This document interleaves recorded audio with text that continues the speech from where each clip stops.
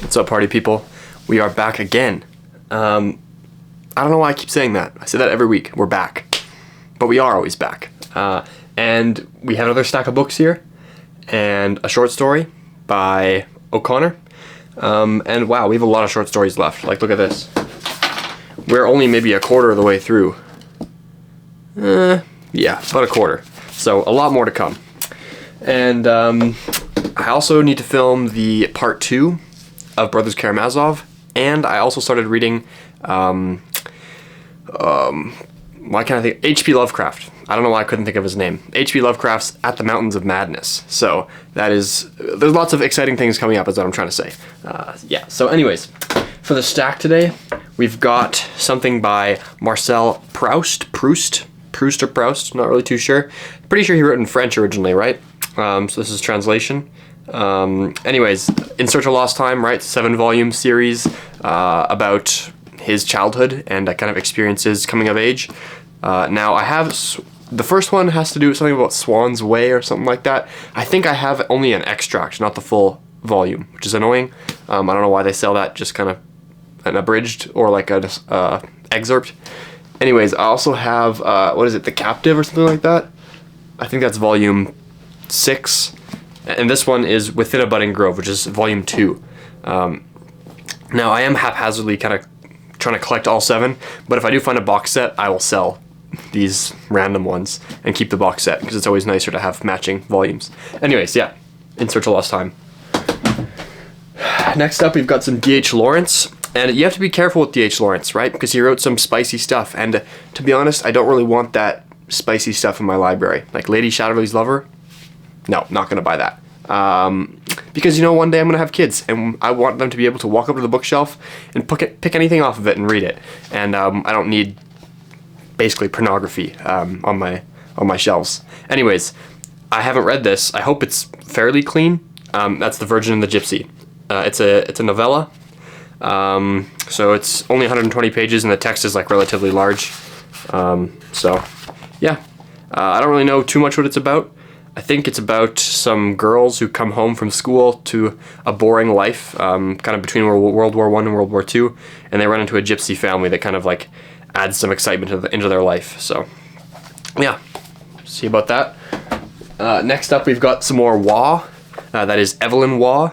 And I must point out, this is one of the Orange Penguin classics, right? Like the penny books, and the covers are like made of soft like paper, and so the flop on this one is immaculate, which is opposed to the Proust book, where this book has like the most disgusting, like, I don't know, I think they do this at libraries where they put like they like laminate the cover or like put on like a dust jacket, like heat gun the dust jacket on here.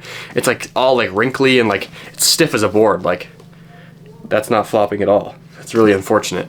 And I feel like if I open it, it's like the cardstock on the cover is gonna rip the binding. It's disgusting.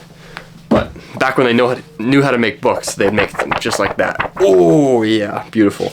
Oh, look at that. There's a message at the back too. Or no, I think these are probably notes or something. Very interesting. I don't know if you can see that there. The light's kind of bright. Someone's written in there in pencil. Cool. Oh, also about this book, I got so busy flopping it that I didn't even talk about it. Anyways, this is The Ordeal of Gilbert Pinfold. Yes, there's a sticker covering the top corner. Ordeal of Gilbert Pinfold, and this book was penultimate or second to last book that he wrote, and it is loosely autobiographical, and it's based off of the psychosis or kind of mental breakdown that he had after bromide intoxication. So later in life, he was kind of losing steam in his career, and he started drinking a lot and taking drugs, and the drugs he was taking had bromide in them, and eventually he had and bromide just isn't good for you, right? It does all sorts of things, and anyways, so he had some like bromide-induced psychosis or something, made him go crazy. He calls it this like his mad book. Mad, of course, meaning crazy. So the character in the book apparently undergoes something similar. So that's one I'm actually pretty excited to read. So we'll see when I get around to it. But yeah, one more for it. One more for the girls here. Ooh, nice. Next up, we've got a couple novels by Henry Fielding. Now, we have talked about one before, and that is Tom Jones right here. It's pretty thick. Now, here I've got a novella and a longer one. That's Shamela and Joseph Andrews. Okay, there's the cover. Now, Shamela is his first book. It's not a full-length book, it's a novella, and it's a satire on another popular book at his time called Pamela. So he was kind of riffing off of that and called it Shamela, and it basically just like satirized the other popular book and kind of portrayed the main characters as in like a scandalous manner. So that's pretty funny. And then the next one, Joseph Andrews, not really too sure what it's about. I think it's just about a guy. Doesn't really say much about it on the back cover. Anyways, yeah. Excuse me, wow. Next up for Fielding, we have Jonathan Wild. Now, as I understand it, Jonathan Wild was kind of like a well-known character back in the day, and he was kind of like a mob boss, kind of like an underground, like shot caller, basically, and got himself into all sorts of trouble with the law. So yeah, that's what this one's about. So, looking forward to reading both of those. Next up, I thought I had all of Thomas Hardy, but I guess I don't. Or didn't. And that's because I was missing The Woodlanders. Now, apparently this book is about a guy who's like sort of a well-meaning, like lower class guy who is gonna marry this girl. They've been betrothed for a while, and then some kind of hot-to-trot doctor, like smart, educated guy, moves into town, and the dad, he's like, oh, you shouldn't go for this lower class guy, you should go for the upper class doctor. So she does, but she kind of does reluctantly. She doesn't want to do it, but she goes ahead with it anyways because her dad wants it. And then they get married, and the doctor guy has like 6 affairs. And then she kind of realizes all along that she's loved the lower class. I forget what he is. It's like a woodworker or something like that. A Woodlander. Of course, that's where the book title comes from. Not sure what a Woodlander is, to be honest. Like a lumberjack? Anyways. 2 more here. We've got one from Anthony Trollope. Now, what an unfortunate last name, right? It's kind of spelled differently, but Trollope with no E is like an archaic term for a loose young woman.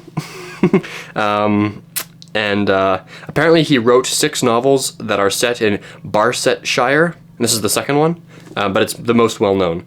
So what is it about? Kind of just about people doing things in society. I think it also satirizes the difference in the Church of England between like the high church Anglicans and like the lower church evangelicals. What actually happens, I don't know. But it looks good, so. Always expanding, even though I might not read it for a while. Last but not leastly, actually furthest from leastly, this is the most expensive one of the stack, we have a old hardcover from none other than E.B. White. Now, E.B. White, you know him, okay? American writer. He wrote Stuart Little and Charlotte's Web, 2 children's classics. Now, this one's called The Second Tree from the Corner, and I wasn't really sure what it was. I thought, is it a novel? Is it a collection of letters? No, neither. It's actually a collection of just random miscellanea, like writing. There's some random, like, submissions to newspapers. You got poems, songs, anecdotes from letters, like just kind of like a random assorted collection. So, yeah, I'm not sure. This seems like an old volume. I wonder if it's like worth anything. I wonder when this one was published. Does it say here? Oh, sometimes pages are hard to turn. Yes, copyright. This one was from 1954. Cool. Yeah, it has like a nice old book smell to it, so nice. Now, on to the short story from O'Connor. So this week, I actually really liked this one. This one was The Life You Save May Be Your Own. Now, I liked it and I didn't like it because the ending, I was like, what are you doing? I was mad at the protagonist. But anyways, I'll summarize it for you. So basically, there's this really old lady living on kind of a like an acreage, basically, kind of just like a plot of land, kind of near a city. She's got like a nice deep well and a house with no mortgage, like kind of just chilling.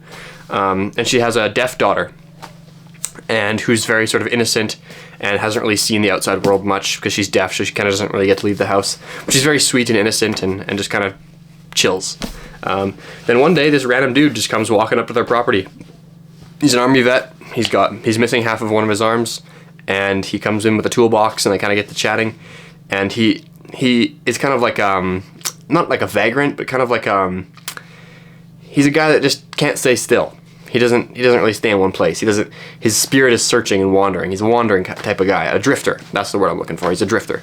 So he's drifting around from one place to the next, and he kind of wants to find somewhere to stay for a bit. So he offers to like fix things at our house, and she's like, well, I can't pay you, but you can stay in like sleep in this broken down car in the garage, and I'll feed you, and you can just work here for food.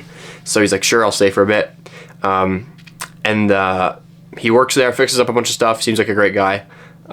So she kind of starts, or the old lady starts to think, maybe this guy will like marry my daughter here.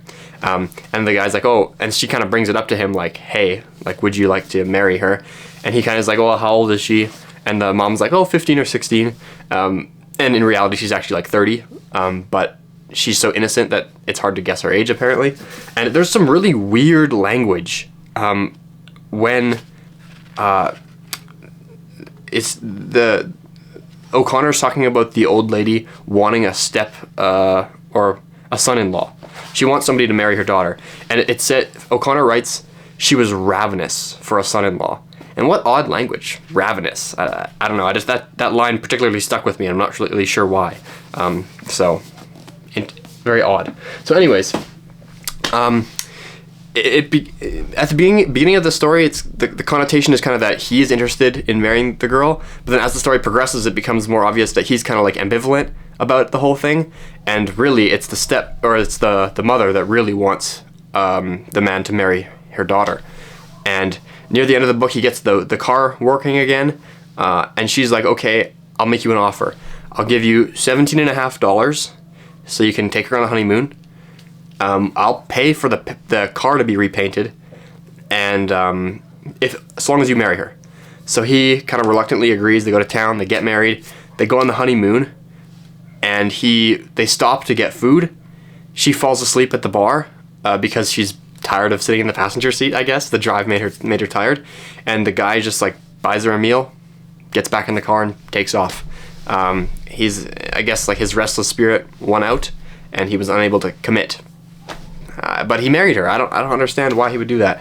And like the attendant at the bar that he leaves her at is like, well, you're a very lucky man. Like, this girl's very beautiful. Like, you really like landed yourself a nice wife here. And he's just we don't really see too much into the man's thoughts. The times he speaks like about like not just like circumstantial stuff, he reveals kind of just that he doesn't really know much about himself or about other people. He just like thinks that the human soul is like a mystery, and that it's searching, and he just wants to like continue. He can't stay in one spot. He's a drifter, and that's kind of core to how he thinks about himself. And so he's just unable to. He's got like the best offer ever, like a beautiful wife. He has nothing to his name, right? He's offered a car. He'll inherit the house once the mom dies, like with no mortgage. Like it's an amazing deal for him.